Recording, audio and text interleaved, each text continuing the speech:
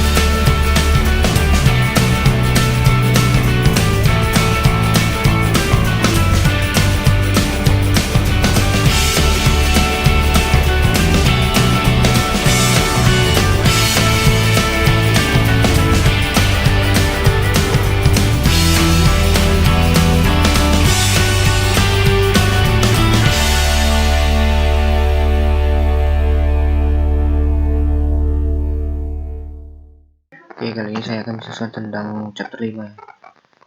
Kecerdasan buatan berkaitan dengan vektorisasi kata dan dokumen. Dan di sini saya membagi dua sesi, yang pertama tentang teori, yang kedua praktek. Ini secara garis besar saja.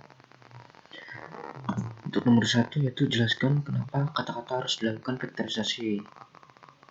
Karena vektorisasi itu merupakan suatu proses konversi data raster menjadi data vektor.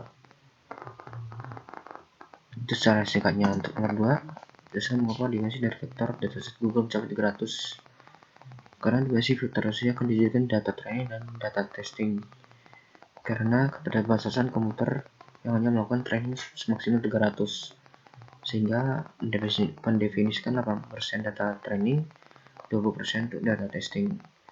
Terus yang ketiga yaitu jelaskan konsep vektorisasi untuk kata. Jadi konsep vektorisasi digunakan untuk mengukur kemiripan satu dokumen dengan query.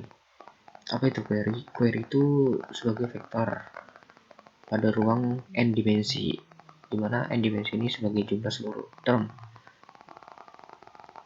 yang ada di leksikon. Leksikon itu daftar term yang ada di dalam indeks. Untuk soal selanjutnya itu jelaskan konsep vektorisasi untuk dokumen.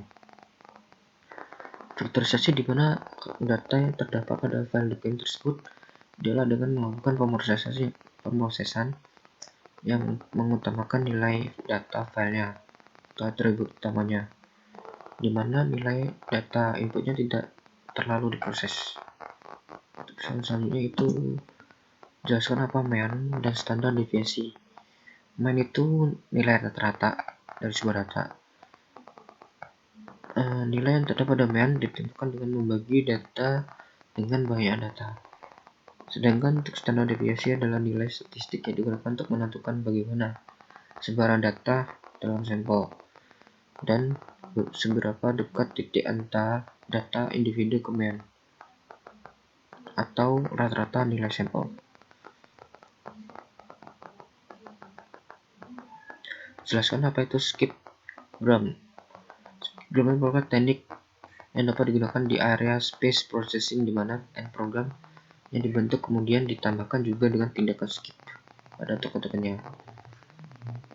Ini untuk teorinya, gambarnya sudah ada.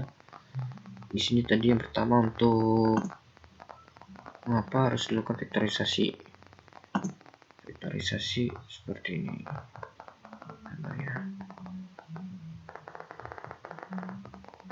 Biasanya untuk mengkonversi data raster ke data vektor tadi. Untuk soal modul yaitu vektor dataset. Vektor dataset. Ya kan tadi didefinisikan 80% itu untuk data training dan 20% untuk data testing.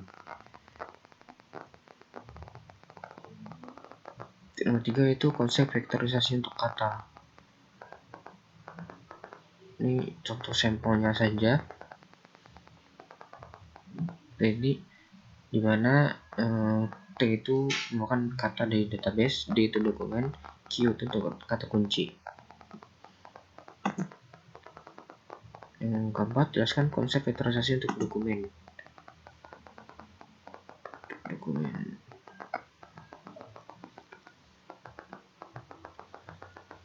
Ini secara penggambaran tentang soal tadi, yaitu di mana dokumen.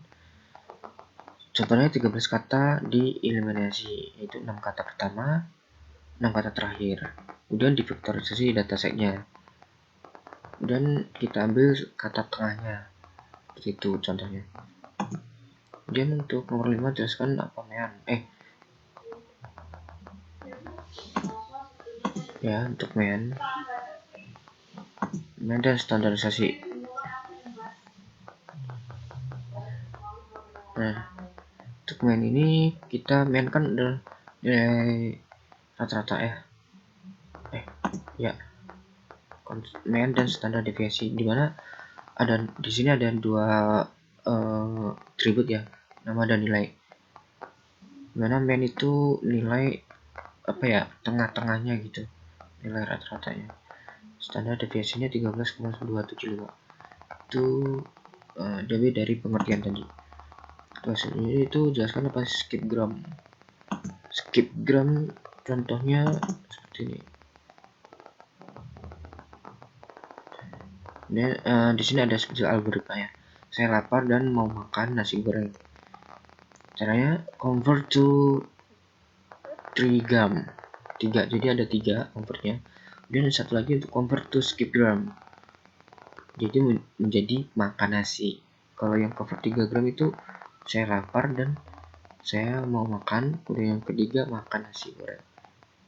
Skip gram itu kayak pemecah gitu, terbagi-bagi penyelesaiannya. Untuk praktek kita di sini pakai spider ya. Dan satu dataset berupa vektor. Gambarnya sudah ada di sini semua.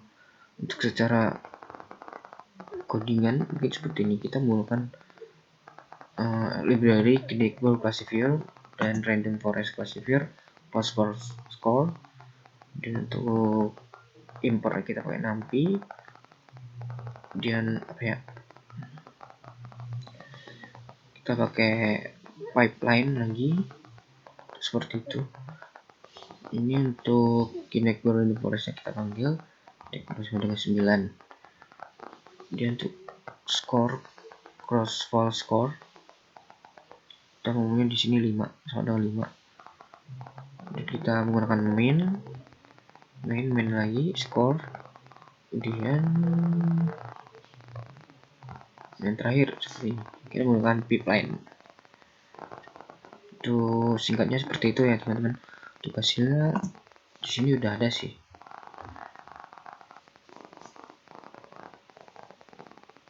Jadi teman-teman silahkan coba sendiri. Oke, cukup sekian. Kurang biasa mohon maaf. Assalamualaikum warahmatullahi wabarakatuh.